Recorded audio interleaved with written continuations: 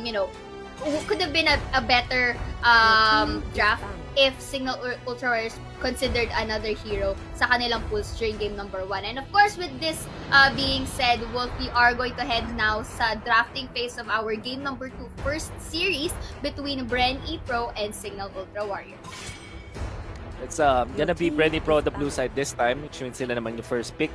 At sa Cignal Ultra Warriors on the red side, sila naman ang second pick. Kasi ang makikita natin na bans from Cignal Ultra Warriors, baka yung triple B nga na Benedetta, Barats, and Brody.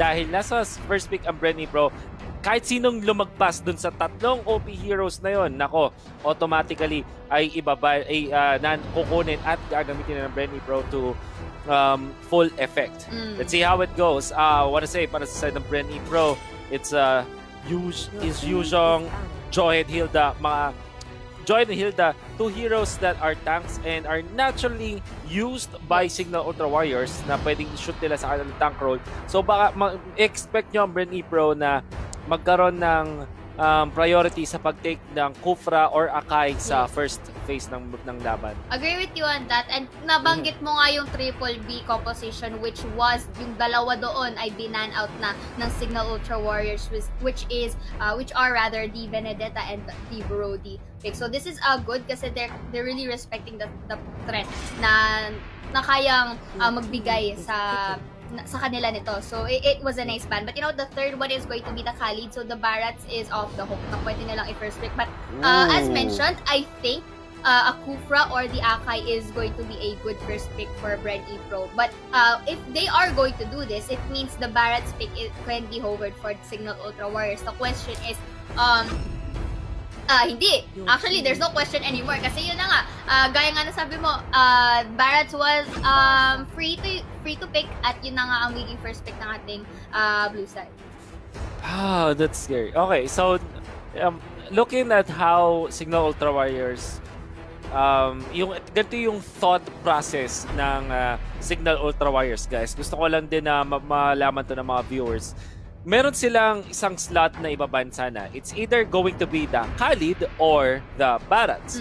Sabi ng Cignal Ultra Warriors, naku, pag binan natin yung Barats, triple B yan, makukuha ng Bren Epro ang Farsa no matter what. At ayaw na nating mabigyan uli ng isang Farsa. So instead, dahil second pick naman sila, ginawa na lang nila is nakipag-trade sila ng pick. So yes, binigay nila dito yung Barats, but that also meant na makukuha naman ng Cignal Ultra Warriors yung Farsa away from Bren Epro. It's also a good pick for IMBADEEJAY. Tapos nakuha na nila din yung Thamus. Okay, so with this, the third pick coming in from Bren Epro with this Esmeralda, this is really good to actually deny the feathered airstrike of the Farsa kung mahuhuli niya from the backlines. And I'm loving this Selena pick once again. Again, this is another a potential hero. Actually, this is another hero to deny the Farsa once more. Kasi pag natamaan nga naman na arrows, it's going to be a very difficult spot for that Farsa. And hindi lang yun.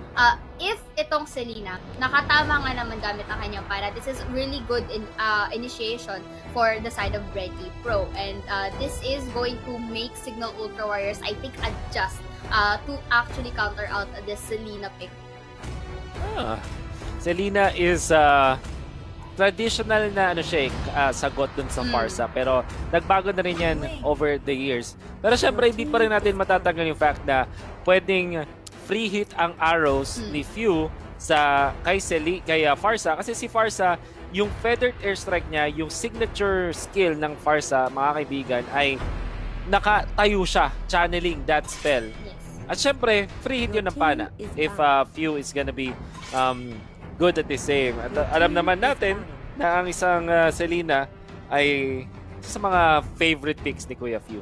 Alright, so the third pick coming in from Cignal Ultra Warriors is going to be this Sling. I think this is also a deny pick coming in against Bren Epro. Kasi nga, we did already see, kumbaga automatic na yan if Ling will be falling into the hands of Bren Epro, it's really going to escalate by tenfold. So, ngayon, for the bans, yung fourth bans ng ating team is the Lancelot and the X-Work. The Lancelot ban is good kasi yun yung kinakailangan ngayon ng Bren Epro sa lineup nila eh. They also need the jungler to complete the composition, and I think Lancelot could have been a good pick for them. So this is nice coming in from Cignal Ultra Wars, but at the same time, the X-Board ban coming in dito sa Bren Epro is also nice kasi this also deny.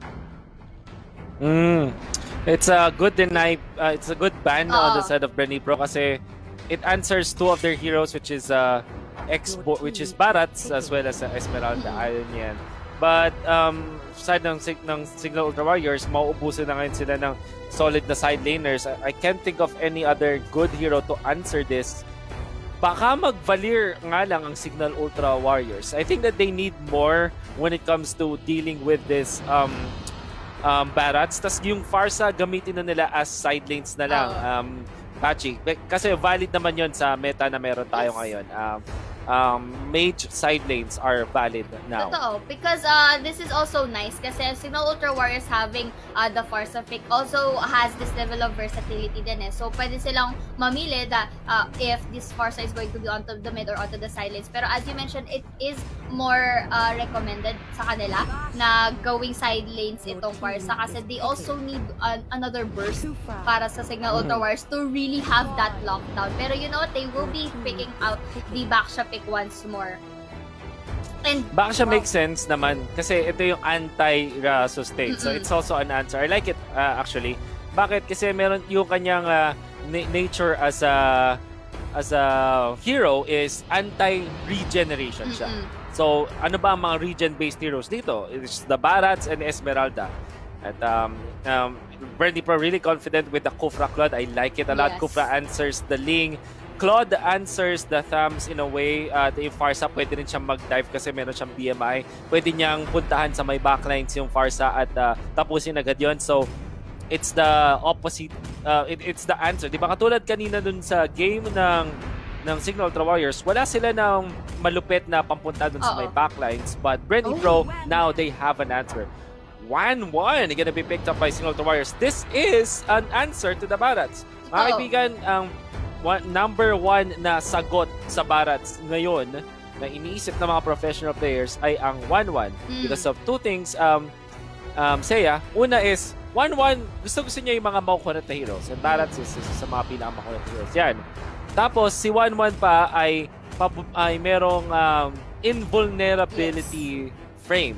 Yung kanyang ultimate, which is the crossbow dam, pwede niya gamitin para ma-dodge yung the Detona's Welcome, which is yung gobble up niya nung ating Barats. So pwede niyang iwasan yan. Tapos meron din siyang crowd control immunity if used properly. So it's a good pick actually from Cignal Ultra Warriors. Actually, also the 1-1 is one of the answers din na long range hits na naging lackluster during game 1. So let's see if this composition for Cignal Ultra Warriors is going to work out. Kasi for the side of Bren Epro, nakikita natin that this is one of their fundamental drafts na with the Claude Kufra tandem as well as the Esmeralda to be used in play. Ang naging plus nga lang dito is that they do have the Barats now. We did already witness that they are using this hero especially kapag nagkakaroon tayo ng team play. So it's just very interesting kasi draft-wise, both of them are really on par at this point. So ang malalaman lang talaga natin dito who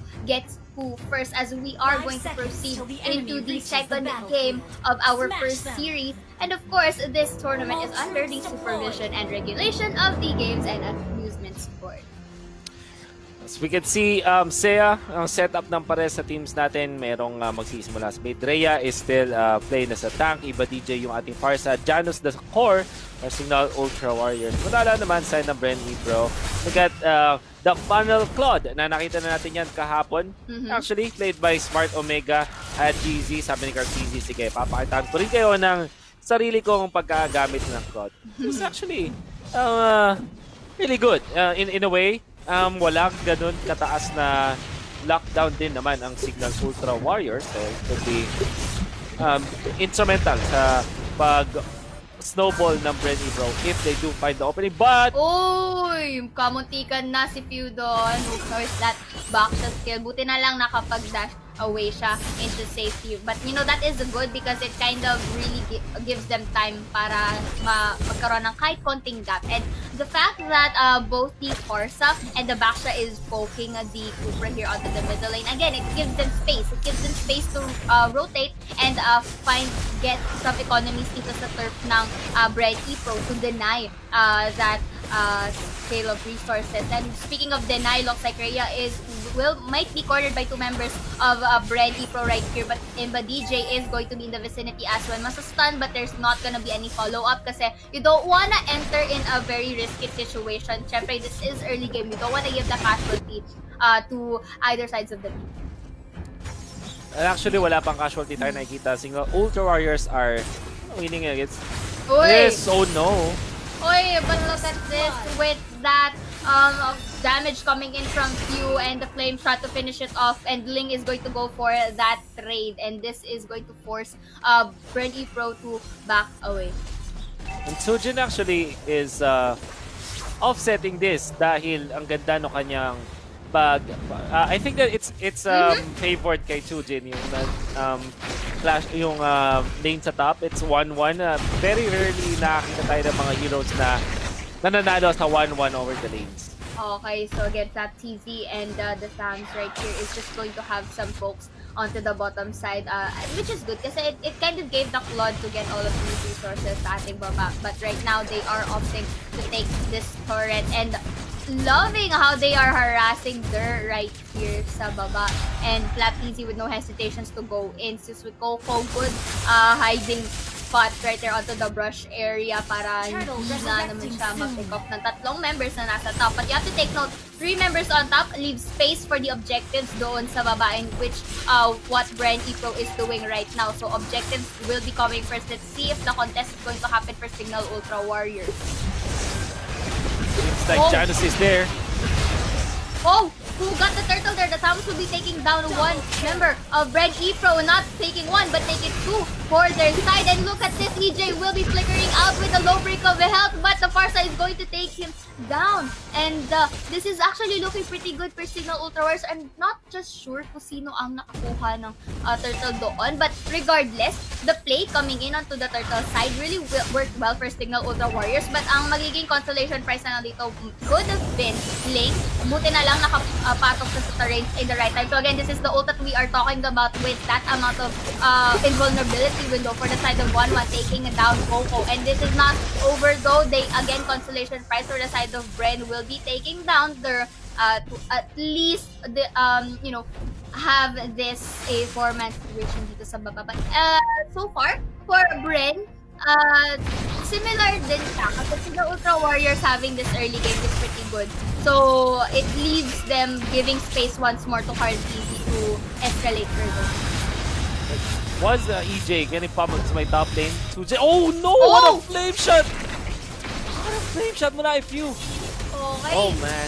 That was good trade coming in from Bren once more. So IMBADEEJAY here is going to harass them by stunning COCO in the top side. Whilst 2 members of Cignal Ultra Warriors will be here. No, it looks like I think Ling will be taking economy once again. Pero that was actually a nice trade coming in from the city. Mapagod na training. I wanna say, nakakuha nung first turtle natin sa actually JANUS. Nakakuha siya nung retribution play na yun. Was instrumental kung bakit ang taas ngayon ng economy ng Cignal Ultra Warriors. Looking at their goal, they're 14.8.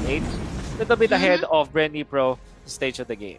Okay, so Esmeralda here being pinned down by 3 members of Cignal Ultra Warriors, but with a low break of health manages to disengage. Arrow, matamaan si 1-1 dito, but is enough to dash away. And this forces now for Bren to go actually into the turrets. It will be disengaging the fight kasi numbers do matter. And Cignal Ultra Warriors has the upper hand in terms of that. And you know what? The objective taking once again is going to be attempted by Cignal Ultra Warriors who run away dito dito, and the Ling will be securing that turtle. It's secure coming out from Cignal Ultra Warriors. Nakita naman natin kay FLAPTZY, siya naman ay nag-push. I think that this is also important. Kung ang Bren Epro ay hindi pa sila makapag-team fight, kailangan nila mag-keep ng lane pressure. I wanna say sa Bren Epro kasi yung kanilang lineup hindi ganun kaganda when it comes to early game and mid game team fights. In fact, maghintay pa sila na makapag-farm talaga si KARLTZY na kanyang Demon Hunter Sword and Golden Staff para naman makalaban siya sa kanyang Cignal War. So, they're just wait. Ang key now for Bren Epro, just make sure na the lanes are cleared at hindi sila That was a beautiful feathered airstrike to deplete the health of both the Esmeralda and the Selena dun sa ating top sides. And yeah, you did mention that they just really have to wait for KARLTZY to get all of those, to scale and get all of those resources. Pero look at that, Blazing Duet is gonna be used. And with that low break of Vel, Janus successfully escapes through the in the hands of KARLTZY and into the top side. However, 1-1 is going to get that abusing the feathered airstrike capabilities of the Farsa right here, and they will be applying some pressure on the top side. Falling Storm was not gonna to connect to anyone, at buti na lang may minions doon to really deny that stun coming in from the Farsa, kasi kung hindi, that could have depleted the health of the Esmeralda. And balik tayo sa sinabi mo kanina na they're waiting for KARLTZY to really escalate in terms of economy. But the thing is, Cignal Ultra Warriors is using this opening or this certain window na habang hinihintay nila si KARLTZY, they are just really taking everything especially into the top side. That is absolutely true. Kailangan nilang gamitin na lahat ng kaya nilang i-kill. Look at KARLTZY, so tanky! Okay, so Tempest Phase gagamitin to end the life of FLAPTZY right here. But it's not yet over with that tower dive coming in. Will be taking a double kill, and the Cooper is going to have that shutdown dahil nga naman masyado siyang nag-extend doon sa ating towers. But no, it's not true for now for Cignal Ultra Warriors kasi depleted ang health ni COCO at ni Selena. So this is going to give them another price of that turret. And 1-1 is just really gonna go in with, you know, really the aggression and just take EJ as well. Bren Epro really losing these fights dahil yung Cignal Ultra Warriors taking advantage of what you just said in combination to what is the nature of Bren Epro's lineup. Hindi pa talaga kayo lumaban until such time na may Demon Hunter Sword at Golden Staff na itong si Claude. Tapos siguro second tank item for the Barons. Doon na sila pwedeng lumaban. But before then, hindi pa kaya ng Bren Epro. And Cignal Ultra Warriors, I like the fact that they're asserting their dominance. Kung ano man yung lakas ng kanilang lineup ngayon ay take advantage nila. Barats is going to gobble up one of the members there and will be having that shutdown here. So this is a good opening now for Bren Epro to go for some fights, but you know, they will be taking the objectives instead. And let's see, Janus is gonna enter in with his skins right here, taking down PHEWW, which is a good priority in terms of target. Template space gagamitin dito kay EJ. Let's see if TSUJIN will be having that finish and is going to force FLAPTZY to disengage. Hindi pa siya tapos, however, eyeing out with KARLTZY. KARLTZY will be taking RHEA, but look at this, how tanky RHEA is.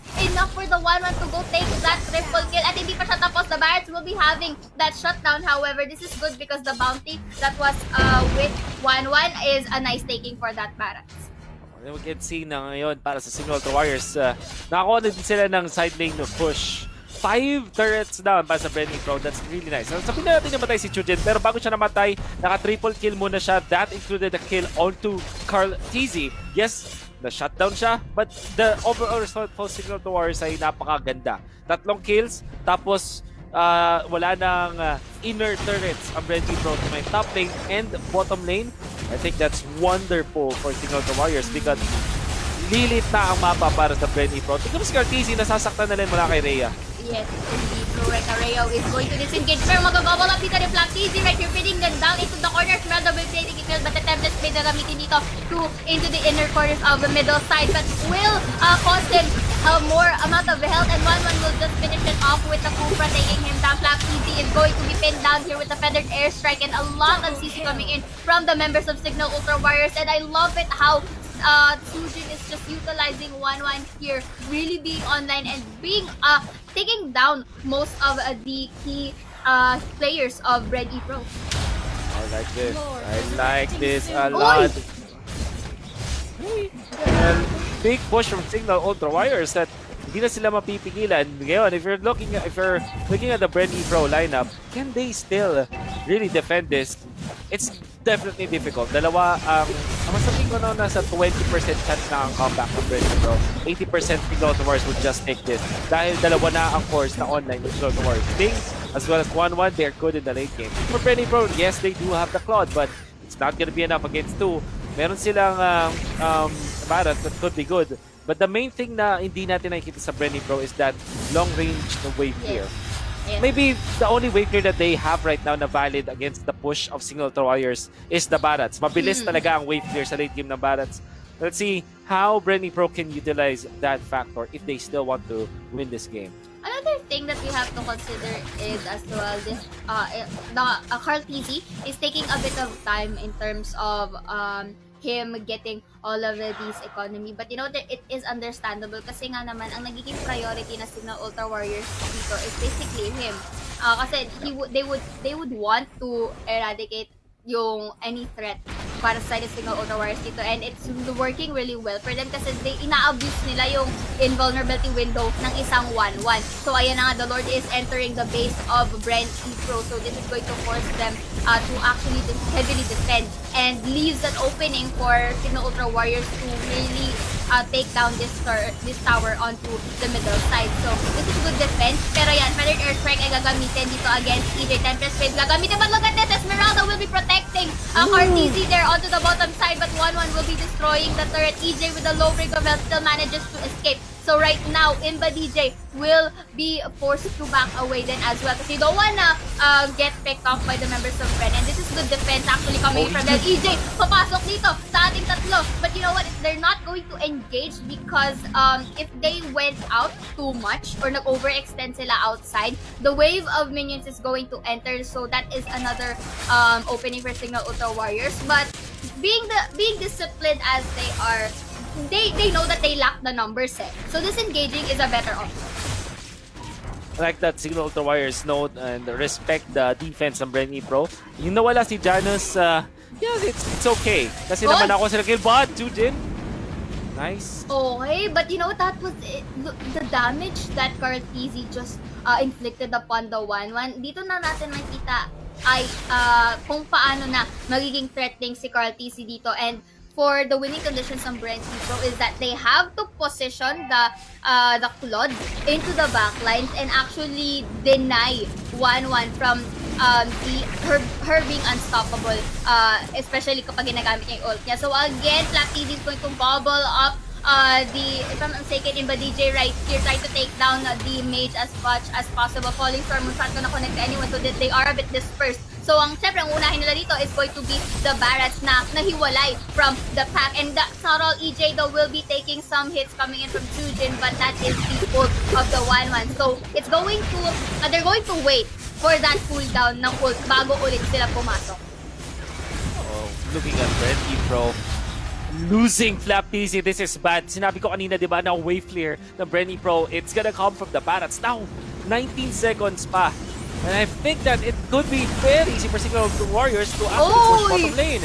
Naipit si EJ dito na ating backside. Of course, Ding is trying to enter here, but it's not gonna connect to anyone. But the cost of this is that they were able to take down the remaining tower that Bren Epro has. So all of the lanes are exposed. So again, they were able to give some time, or they were able to give some space para makapag-respawn muli si FLAPTZY. But the cost of this is that they have to be very careful in engaging in team fights. Kasi if 1 or 2 casualties coming in from Bren Epro, I think the game could be with Cignal Ultra Warriors. Resurrecting soon.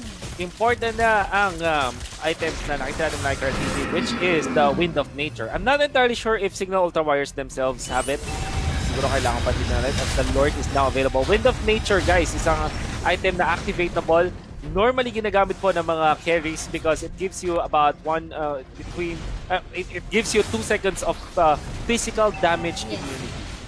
Siyempre, perfect yan sa mga micro na mga cores natin. Siyempre, in the span of 2 seconds, talagang malaki ang nagiging abag. And look at this, RHEA will be having at half health here. They will be deciding to disengage. 1-1 will be aiming for KARLTZY, but it's not gonna inflict so much damage at this point. FLAPTZY though will be gobbling up, will be placing him in the pin, but you know what, thing is going to abuse that pack, and Esmeralda will be having the trades right here. Everything is going to be scattered for Cignal Ultra Warriors. Sila ang napipin daw dito. Look at the counter pick coming in from Bren Epro. At this point, it's going to force the link to disengage, and this is looking good because the comeback potential of Bren Epro is starting to go online. We'll see if that will be the case. PHEWW will go down. Actually, ako pa sila ng kill doon. And si COCO ay mabubuhay din. So that was 3 for 2. Oh, 2 for 2. 2 for 2. Pero yung Lord ay napunta sa Bren Epro. At least, may buhay pa rin. Oh, no! Actually, from There's Cignal no- ult, the Warriors right here, so Blazing Two is going to be with KARLTZY, but the Link with that damage is going to kill him off. And look at this, Cignal Ultra Warriors will be getting a game for themselves